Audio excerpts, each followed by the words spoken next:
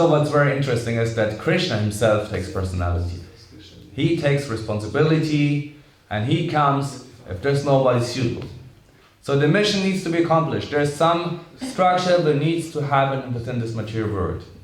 Some Brahma, the highest living engineer, the best of all engineers. Indians are good software engineers, Germans are good mechanical engineers, but the best of all engineers is Lord Brahma. And if somebody is not suitable, then the Supreme Personality of Godhead takes that position. So what can we learn from that is that the Supreme Personality of Godhead does not need any of us or you for anything to be done. So here we are in a temple, and we are trying to serve the Supreme Personality of Godhead. And in this attempt to serve the Supreme Personality of Godhead, we are trying to do some extra nice service for the Lord. So, and when we come here, we think like, especially if you live in the temple, you might think, without my service, it would not work. And same also as a husband in a family. Without my help, they would not survive. Truth is, of course, it will be different, but still it could survive. Temple would function, everything would go on. But we think, I'm so important, and I'm this Bog. I'm the middle of the whole universe. Everything is turning around me. And it's so important what I am thinking. If I am mental, everything is bad. And if I am happy, everything is good. And I don't care about others if they're sad. And if I'm sad and if others are happy, they also must be sad. You know, they're not allowed to be happy. So we're putting ourselves in the center of these universes. And but we can see that actually, if we look neutrally on it, the Supreme Personality of Godhead and even things within this world will happen if whether we find them out, or whether we do them, or whether we don't. In a similar way, it's interesting if you look actually at history, you see that at a certain point of times there was just the general knowledge of human society was there to find a certain, to have to find a certain thing, to discover a certain thing like the atom bomb, you know. Invention, yeah, but it was a certain thing in the air which needed to be found out. It was just like you would be the first one to find it out. It was your privilege. You could find it out. Like Edison was trying to do the light bulb, to find the perfect light bulb. Everybody was trying at the same time. So it was just in the air. And it was just who would be the first one. It's not that, oh, I'm so super smart, I'm the only one who found it out. But actually, it's a whole collective consciousness which is building up and then coming to a certain point. And then it is fructifying. So in a similar way, actually this whole movement, or especially if you're in your spiritual life, or even in mature life, we get so many opportunities and so many paths we can take. And it's our possibility to take up that opportunity, to take up that responsibility, to go make the extra step, make the extra effort, to become the hero in your life, or to let it go. Sometimes we just let it go. But it's your opportunity, and it's your chance to contribute to that. Or else somebody else will come and do it. It's not that without me nothing will work and everything is depending upon you. That's our misconception. And we can only have the honor to be a tool in the hands of the Supreme Personality of Godhead. It's like on Sankirtan, the books, they're in the storage, somehow or other they will be distributed, isn't it? But if you want, you can, you're able to be a part of it.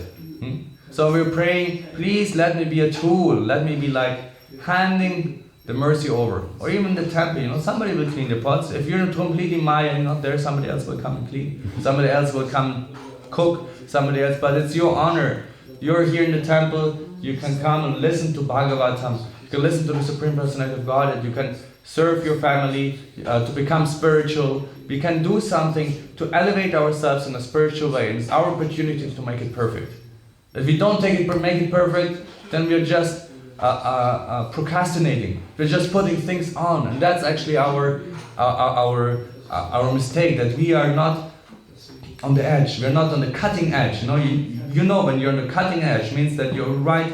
It's like when you have a blade and you want to cut it in a certain angle. It's perfectly cutting. It's slicing perfectly. And if it's too much tilted in this way or the other way, it won't cut that perfectly. So in the same way in our spiritual life or genuine life, if you're not on it, then life will be upon you. And you won't be on this cutting edge. You will be like doing something, but it's not really happening, you know? And it's you feel there's some lack in your life, some emptiness in your life. And thus we should always try to be on this cutting edge. And if you're on this cutting edge of possibilities and yourself, you can actually unfold and your true self is coming out. Else you're hiding your true self. If you're not really giving everything what you have, you're covering yourself up. And nowadays, what is the biggest cover-up that we have in this age? It's called distraction. We have so many possibilities to distract, and especially these little things. You can tip off the finger, the whole world is there, and it's distracting you in any way possible you want. It can fulfill all your desires. So that's a very interesting thing that we need to be focused. You know, we need to be in the cutting edge. And if we are on the cutting edge, even in our jobs or our daily life, but especially in spiritual life, if you're on this cutting edge, you feel a great satisfaction within your heart. You know you're doing the right thing, and nothing can stop you, and it pleases you. And actually, you can give this happiness and this pleasure that you have to others because you're cherishing it. You're cherishing the spiritual life. So what is happening mostly is that we are just procrastinating. We're putting off things that we want to do actually. I know I should do it like that, or I need to do this certain task, and I'm just putting it off, and it's like, I don't really like it. I sometimes have some emails, you know, I know it's like somebody's complaining or some issue which is not very pleasant, then you just don't read the email. 2 weeks later, it's still there, mark it as unread, okay, very nice, it's there in the mailbox. But maybe you should take a look at it. No, not necessary, you know, we have other things that are more enjoyable, so we rather do them. But it's just like putting them like next step up, and you're covering yourself, and then you start, what happens? You start losing self-value. You start like, actually I'm not really doing it. You feel like it's not happening, or something is upon you like a dangling sword. There's this Greek myth, how is this called, this dangling sword? Damocles, yeah. It's hanging above you. You know these stories actually? When I read, but you don't know this medieval European stories, huh? But I'm proud. I mean, Greek mythology is not No. You know about it? Yeah. Something. So do you know about the Damocles sword? Yeah. Cool. So this big sword is hanging above you, and it can at any point hit you like boom, you know.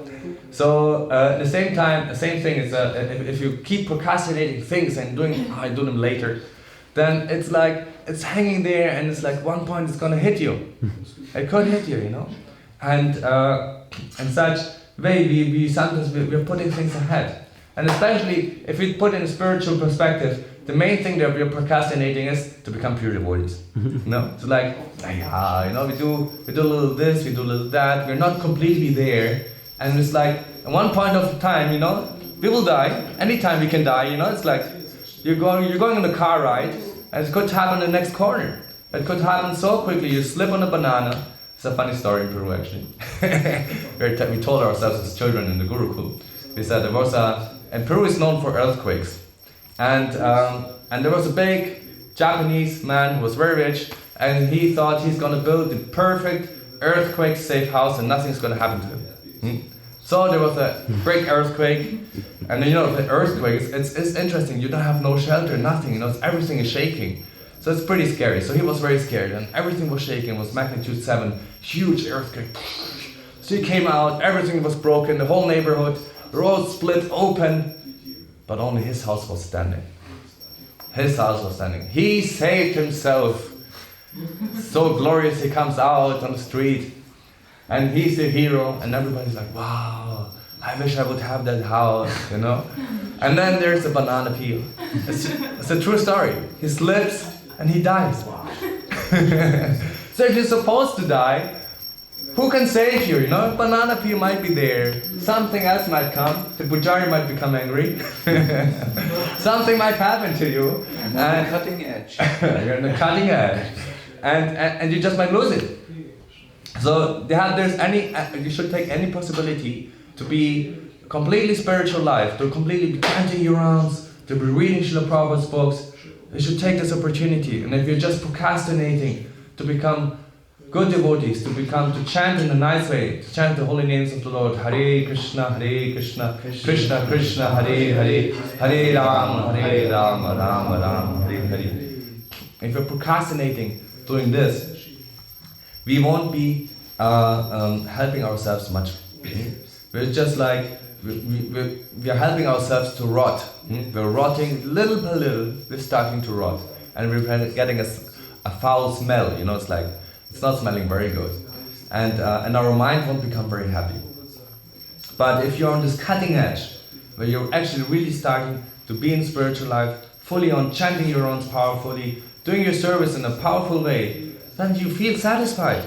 You feel happy. You're reading Prabhupada's books. Like you read once a day. I recommend you go home, every day you read at least 2 pages, 3 pages. You read something, spiritual books. It changes your whole life. Just before going to sleep, just read something. It's giving you so much pleasure, so much happiness. As devotees in the temple, we read every day. But if you live outside like me, also Grihasta, we don't have so much time for reading. We have duties. But in the evening, a little bit, it's so nice. And it's actually, you go to sleep with a nice consciousness. And then you might dream of book distribution. Happened to me. It was beautiful. And I didn't want to wake up. So, the interesting thing is that we should be on this cutting edge, where we're actually really doing something for Krishna. And doing something for our spiritual life. So there are things which are actually, and procrastination are very important, or which we should be aware of. Like, we know all of us have something that we are procrastinating. Some it's more like a big thing. For others it's less trouble, but sometimes we might face it. So if we are facing it, there has been a very nice research done by some PhD, and I took out 4 things which might help you. So let's study those 4 things. So there are reasons why you might be procrastinating. One, which I said, is distraction. We are distracted by so many things. And so we might go either direction. We just want to do something. Like sometimes it's like you're going somewhere, you want to do it, and then you end up being there and talking to other people, this and that, and afterwards you're like, what did I want to do? I need to go back and do it all again. Like, yeah, that's what I wanted to do. Some of you know it maybe, no? So that's distraction. So our mind is everywhere. Then the other reason why we might be procrastinating is we have a low task value. Meaning that we might think, that's not so important. I can do it later. And then you have a huge pile of things that could be done later. This I can do later. Then the other reason for procrastination is the long duration of an action. We started, it takes time to complete it, so you just you do a little bit here, do a little bit there, but you never really finish it. It's like the many sickness of artists. If you go to galleries of big artists, you see many works of them, and most of them are unfinished, Artists must have the feel for it. and they never end up finishing it, They just have so many things started, and here started there, but it's not not all done. So there's a long delay, and we might not really do it. And that's also something which is in spiritual life, To become a pure devotee, we think it takes 1 week, then we realize it takes 1 month, it takes 1 year, it takes 10 years, it takes a whole lifetime. And then we realize it might be taking more lifetimes. So we might be also seeing this, oh my goodness, you lose sight of it. It's become so big, we become oh my goodness. So that's another reason why we are procrastinating. The other thing is, we are not self-efficient, meaning that we are not effective. Not it's described here, self-efficient, self-efficient. We're not productive? We're not productive, we're just doing something here, something there, unstructured, You do everything scattered, just like how your moods are happening. Today you want to do this, tomorrow you want to do that. So these are the reasons, 4 reasons why you might be distracted. So it's very important also in spiritual life, before we can tackle something, we must understand what is the reason, what is my biggest problem No, you might have more problem with distraction. Another person might be have a big problem with it's not very important. You always undervalue things that you put them later on and pile them up, or you might just such a big thing for you, or you're not self-efficient yourself in your task routine every day. What you're doing, you're not very efficient. So this might be the 4 reasons why you might not be efficient. And then there are 4, and then there are 4. It's actually 3 main one, but 2 extra one solutions which we can tackle to address this procrastination. So the first one is, we need to understand that there is no one recipe solution. It's like for you identify your problems with procrastination. Why are you putting things ahead, and tackle those specially. Like if for example, if you have if you have, I come later to this again, if you have problem with distraction, you can just take your phone, for example, if it's your phone, you leave it in the car, or I do it during Java, I leave it very far away, another room, when you do meditations, put it very far away, because at home it's like nobody's watching you, it's not like in the temple you're chanting here, Yes, everybody's watching if you're like looking at the phone or not. But at home, you're all alone, you can do whatever you want. So I put the phone very, very far away, and flight mode, so it's not distracting me, and I chant my rounds. And that's very helping me a lot. So that's like, if distraction is your problem, then do like this, So identify your problem, and it's unique for yourself. Your recipe might not work for somebody else, especially with this procrastination. The second thing is, understand that you're vulnerable to it. Like, when is it coming? When is it happening to you? Like, at which point does it start? Like, okay, here, when I'm in this situation, I'm very vulnerable to procrastination, or in that situation, I'm very vulnerable. So it's like at different points, you might be more affected by it. Then there is, you have certain strategies to help you. One I just named, when you're distracted, you put the distraction away, and if you have problems with being self-efficient, you make yourself little small wins. You make small tasks. Like, okay, you have like one task. Like, that's what you do in strategic planning. You have a big task, and you do many small tasks. You cut it into many small parts, and say, okay, let me win this battle, and then let me win that battle, and let me win this battle. So it's like you cut it into small tasks. In book distribution, sometimes we do it. We say like, okay, I want to distribute 100 books. How am I going to do it today? You're standing there on the street, and you have like a whole weekly, it looks like unsurpassable mountain.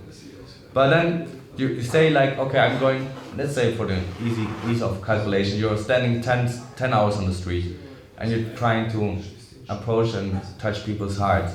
So 10 hours, so if it's 10 books per hour, that's not so much. Just must find 10 people who are like inspired. So it's 10 people per hour. So you look on the watch, 10 people, so that's 60 minutes. So it's like every 10 minutes, 1.5 books, one could say, around, So that's okay if you give like 1 or 2 people 3 books, 2 books, it becomes much easier. So the whole big pile of doing 100 books becomes much smaller. And then you stand there and then you meditate upon it. But in a selfless way, of course. Book distribution is its own. It's not that you can schedule, but if you're aware of it, you cut down the big chunk, making it small, and then in the end you can achieve big results. So that's the thing. You have to create small wins. Like if you want to achieve something, create small wins. Then you can also, if you have problems with the value of your task, and you say, it's not very important, create a value. For example, you can have it create a value for you by doing it with a lot of fun. Like you listen to, for answering emails, in my case it was, just listen to a nice kirtan or do it at the beginning of the day, Not in the end, it's like, oh, you put it at the end, but first do the most difficult emails, and then in the end, the pleasurable emails. And then in the end, it's like the cherry on the cake. Yeah, you do like the nice, sweet stuff that you really like doing, First you do the painful ones, and like, okay, I need to do this one, that one. So you do the tasks that you really don't like in the beginning, and then in the end, you reward yourself. Or you do those tasks that you don't really like with some pleasurable action. And combine it so that the value of the task, like, oh, it's so much fun doing them. I like doing it, and then you feel very happy about it. Then the other point is you could also, if you have problems with being distraction, as I said, you put your phone away, and if you have problems with delay, is that you set small dates. Especially now that we want to become pure devotees. It's like set small steps in your life, but you say like, what are your goals? Of course, in Maharaj Ramdan we have like, the big ones. It's like we want to have the 5 ashrams. With 25, you should marry. With 50, you should renounce family life and become more spiritual, and then take sannyas. So this is like the rough schedule what we should do, and then until 25 we are brahmacharis, and for us it all might be individual, but still we should have in our life have a certain goal, like what is, like until 25 or 30 or 35 I want to stay, or 40 I want to stay brahmachari, and let's do something. Like for me, Mangalananda gave me a great vision. Like we were on book distribution in Duisburg. It's a very tough place to distribute books in the Ruhrpott. If somebody knows Germany, Ruhrpott is like the industry hub of Germany, and it's very full of heavy industry and tough people who are just doing low work, and sometimes not very intelligent. And especially Duisburg, there are many just like normal workers, and then to give them spiritual knowledge is very difficult. And they're like just like, oh my goodness. But somehow on this day, I didn't know anything about it, so I went blue-eyed there and I distributed 29 books in just like 1 and 2 hours, and I was like 16 years old. And Mangalananda came back, wow, you did 26 books, that's so amazing! And Mangalananda himself, was like a big book distributor himself. So, and then he gave me the vision, you should be the first one to distribute 1 million books. I was like, wow, I have a dream, I want to distribute 1 million books in my whole lifetime, So I thought like, that's great, how will I do it, And then you have a plan. So you have this big vision which inspires you. So as a brahmachari, be the first one in Germany to distribute 200,000, 500,000, why not? It's possible. You can look on the list, okay, Ananda Krishna, he did like almost 100,000, Sabuj. I didn't hit the 100,000, almost. But we're there, we're trying to do something, and you're trying to go to a certain goal, and then you become excited about it. Put yourself a goal in your spiritual life that you become very much excited about. And this gives you pleasure to do the small steps to go to it. Even it might sound very funny, like 1 million, but it gave you some inspiration. For many years to come, it's like, I can do it. It gave me some self-confidence. Some elderly person came to me and told me, you can do it. I was like, wow, maybe I can really do it. Let's try it out. I have nothing to lose. So you have something great in your life that you want to strive for. There's nothing that can stop striving for that you can strive to attain that, and it's your willpower to focus on that. And it might be that you just lead such ecstatic kirtans that everybody will cry in the kirtan. It might be your goal, or that you want to become so proficient and scriptures that you study so much, and it's like you know the verses in and out, and you can give nice lectures. Or you have so many different goals in different ways. And it can be a little childish, why not? Dreams are dreams, let the dreams be big. Why not? Let's think big, Prabhupada said, let's think big and do big. So let's not only dream, but let's go there and not be like, oh, it's so far away. But we want to attain it. And what are our goals to attaining this? Small goals. And for our lifetimes as a brahmachari, okay, you have like, be a good brahmachari for a certain amount. Most of us have some vrata. And then you say, okay, afterwards I do this, and then do that.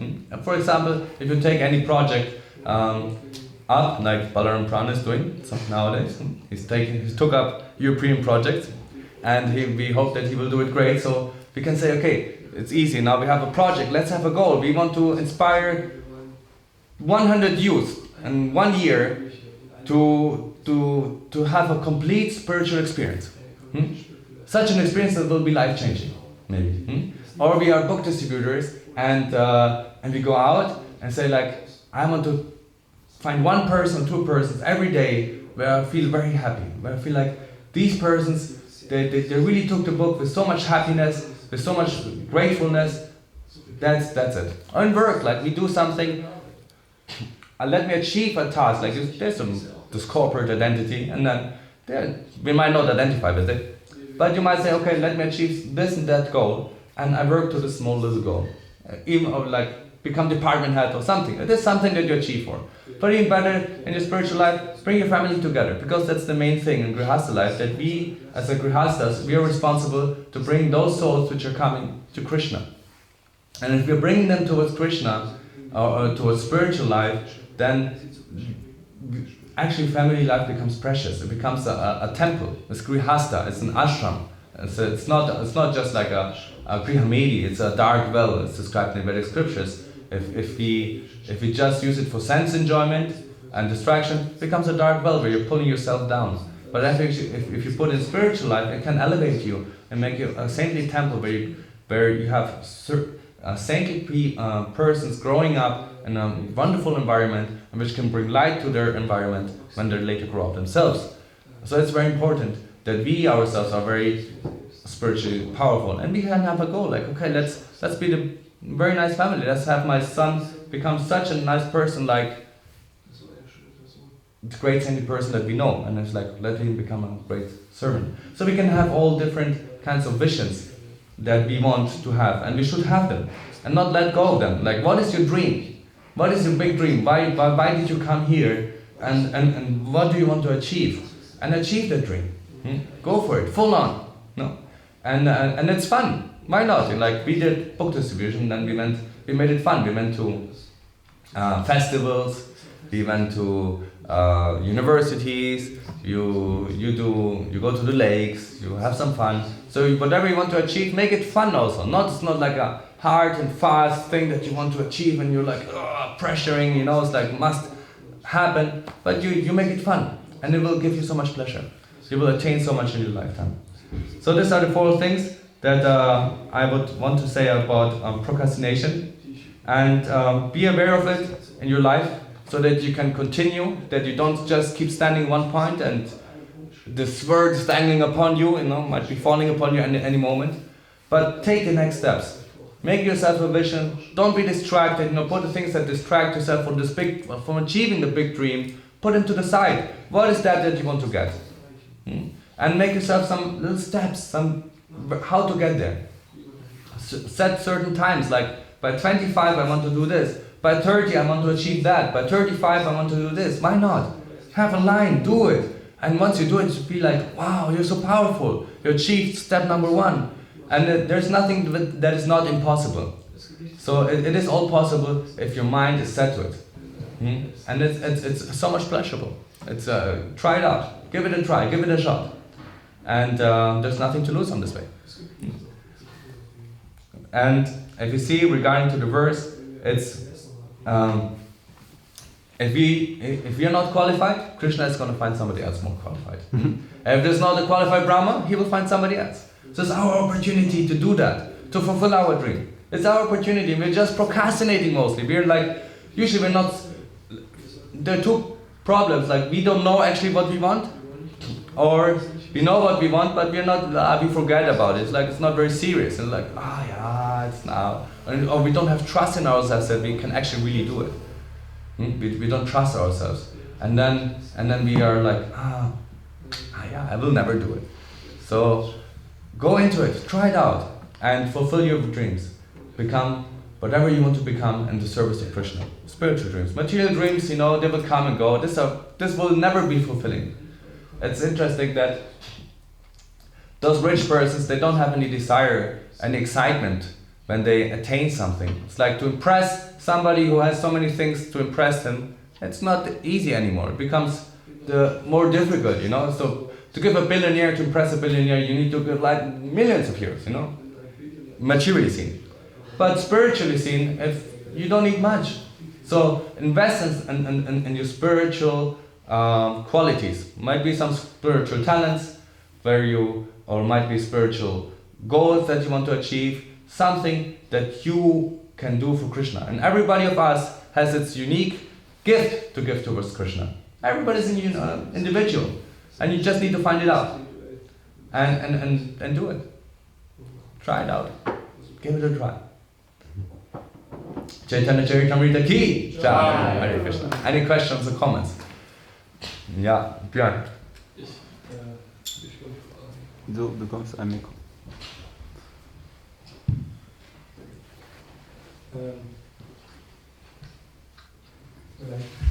Vielleicht kann ich die Frage auf Deutsch stellen. Ja, klar.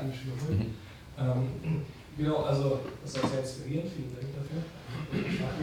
Jetzt frage ich mich, aber ist da alles von Krishna abhängig ist, der der höchste Kontrollierende ist, wie kann man diese Balance haben zwischen sich bemühen, seinen Traum zu erfüllen oder halt dieses Ziel zu erreichen? So, Krishna sagt, so his question is, what is the balance between thinking, okay, Krishna is in control, and he's doing everything, and my own effort. And the mantra is, Do your best. do your best, and Krishna will do the rest. So you can engrave it in your mind. Do your best. Really do the best you can do. And Krishna will arrange for the rest. If you're really endeavoring, Krishna is like, oh my goodness, he's trying so hard, he's failing, but he's trying, he's failing, but he's trying. Okay, let him do it.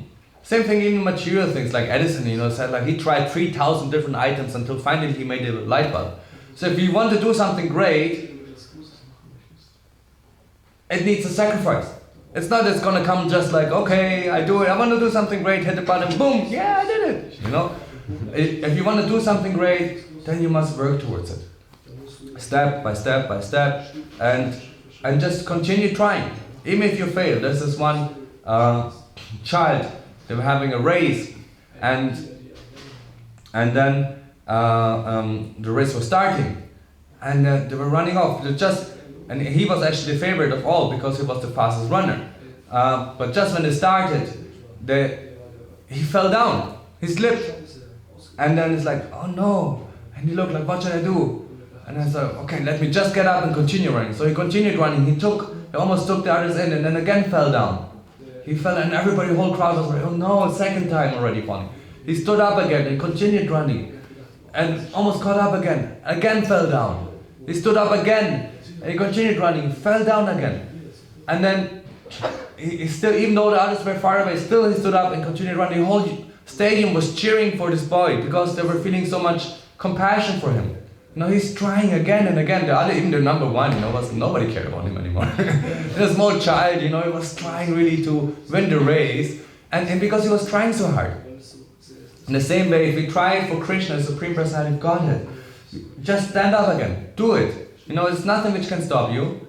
And stand up again and try again for Krishna. Do your best. Even if you might fail and say like, you have this goal that you want to do, you fail, try it again.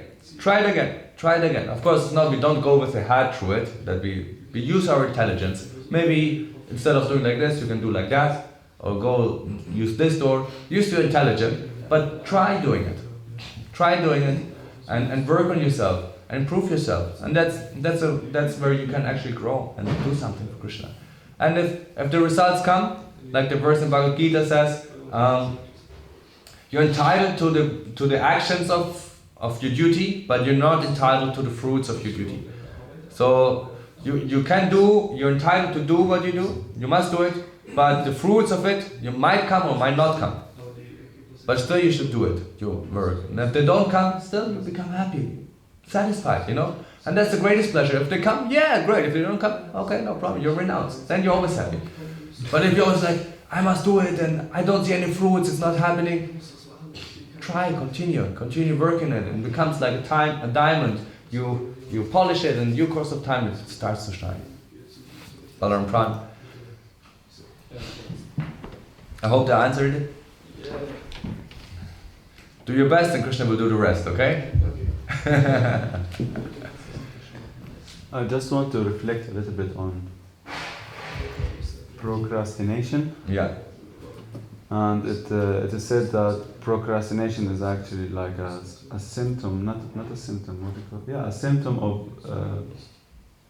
tamagun.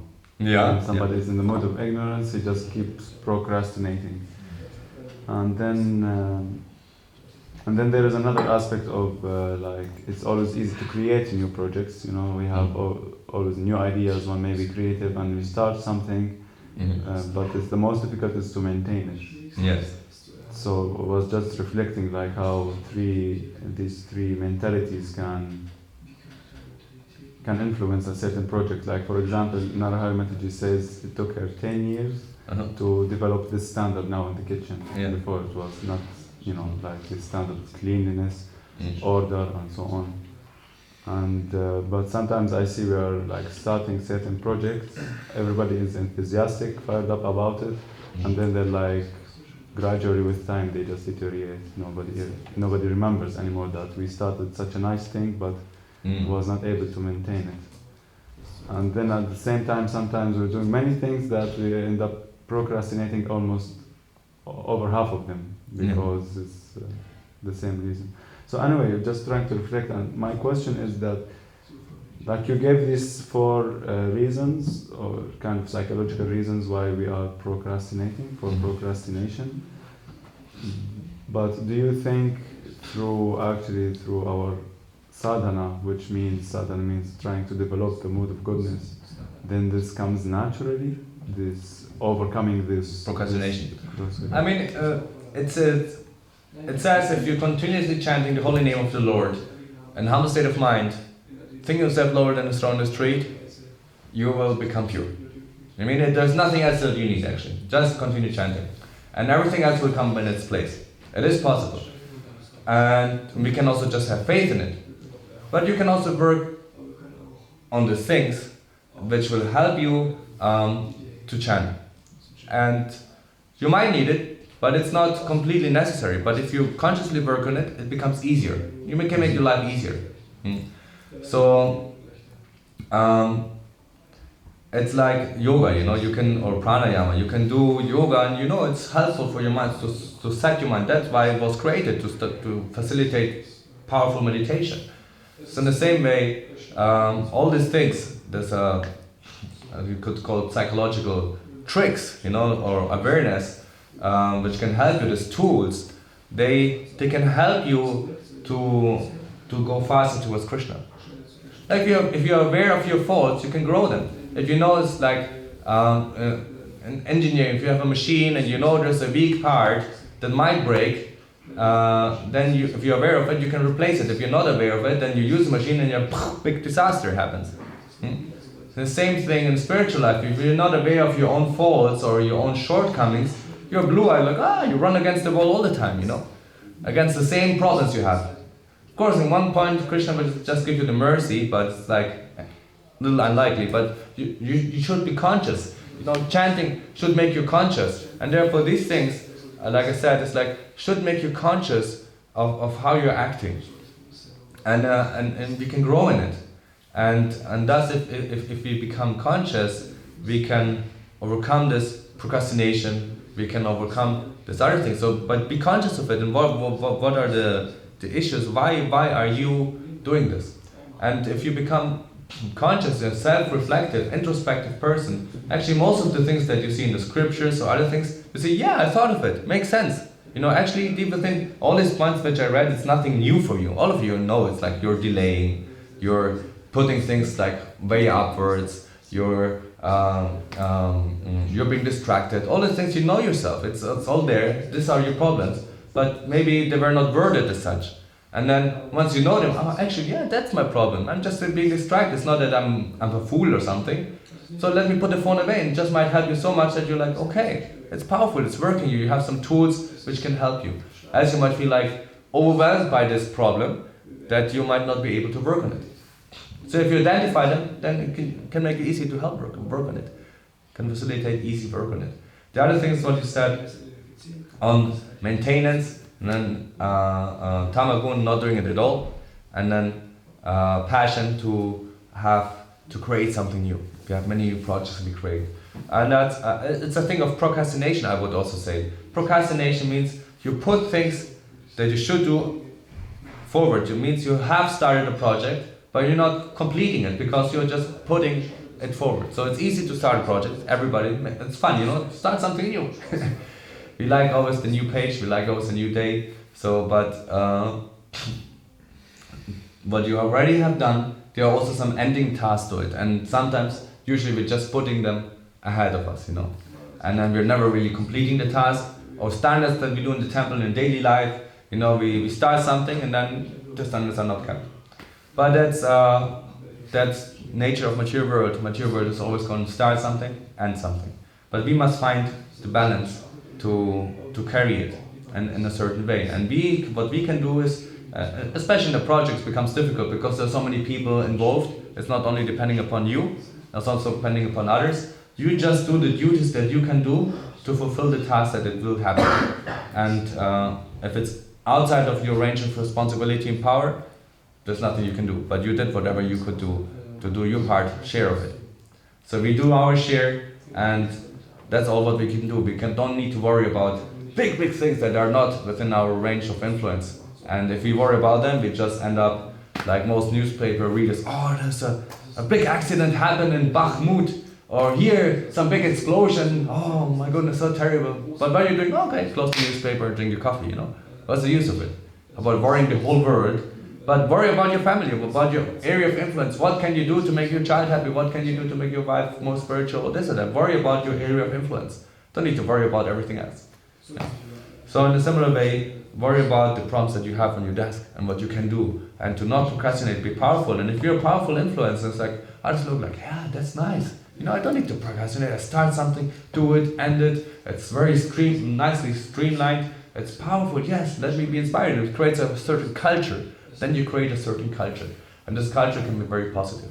Even if it's just like you're just visiting the temple, living outside, or your family, or you're living in the temple. Sometimes you're traveling, and sometimes you're coming back. Still, you can make a big difference to the temple when you're coming.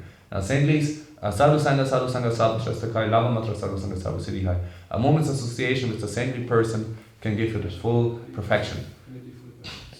So if you yourself become a beacon light, like a pilot light, this light, then you can also influence others, and this will be very nice for you also, because you have some meaning in life. You can contribute something. Not in a proud way, like, oh, I'm the big guy, but you can contribute something. Try to do your part, That's what we can do. You can try to share some goodness. So try, do it. Okay? Very nice, thank you. Hare Krishna. Sanjay, du hast eine Frage? Pass it over.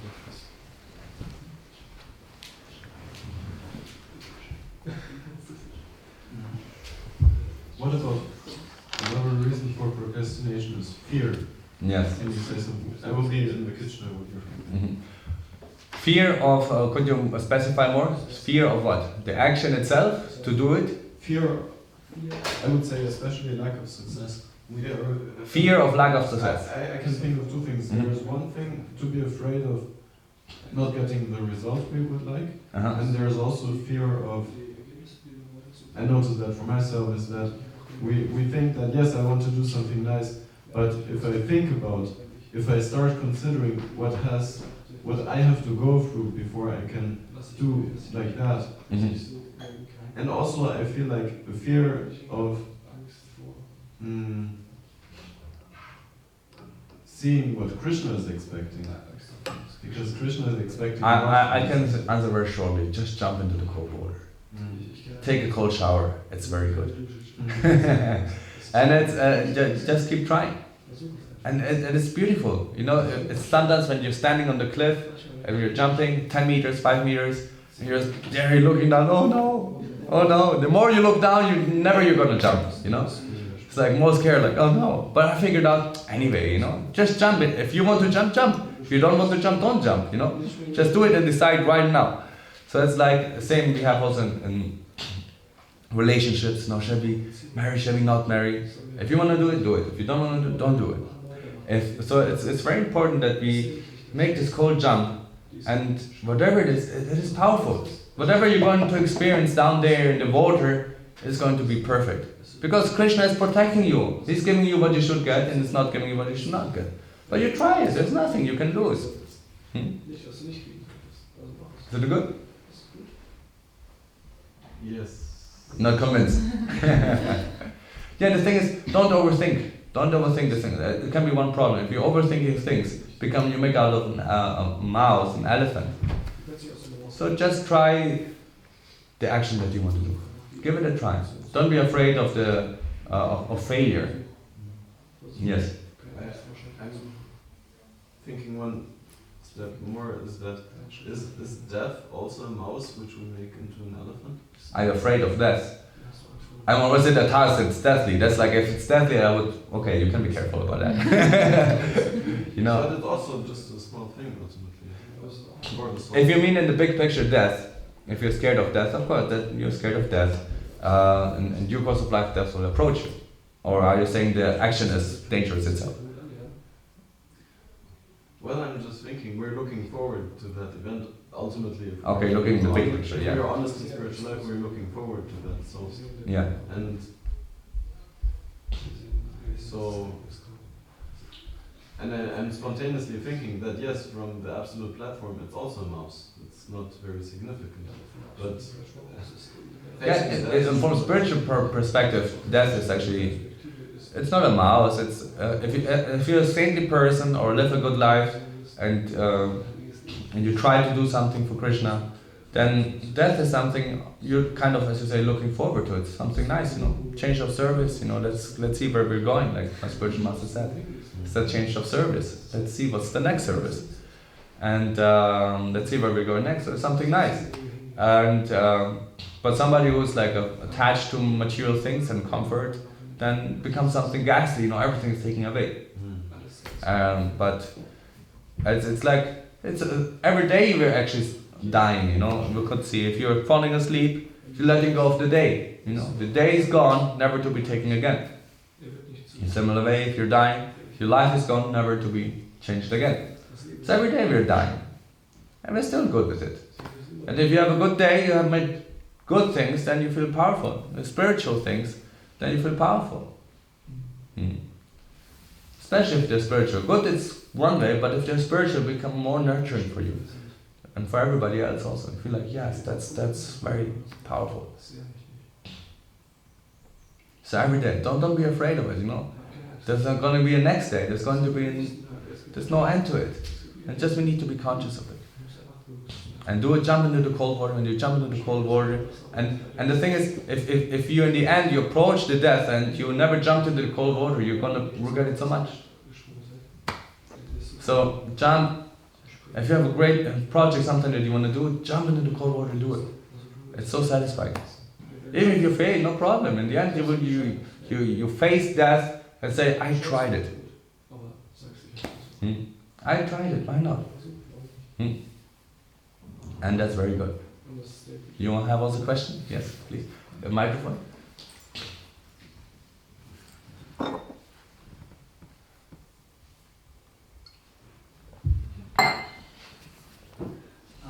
I would like to ask how to make things or tasks priority to reach Krishna in a soul and maintain consistency. Because one day we might do that as a part of our daily duties. So how to maintain that consistency and how to reach as soon as we can.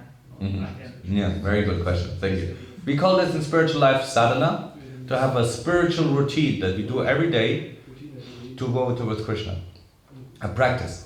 And we have, it's like before you start something, good thing is to start, especially in spiritual life, before you start any other action, in the morning, like we do here, wake up early. Before this, like my life, I'm also a family man. So before the children wake up, you wake up and do your spiritual practice.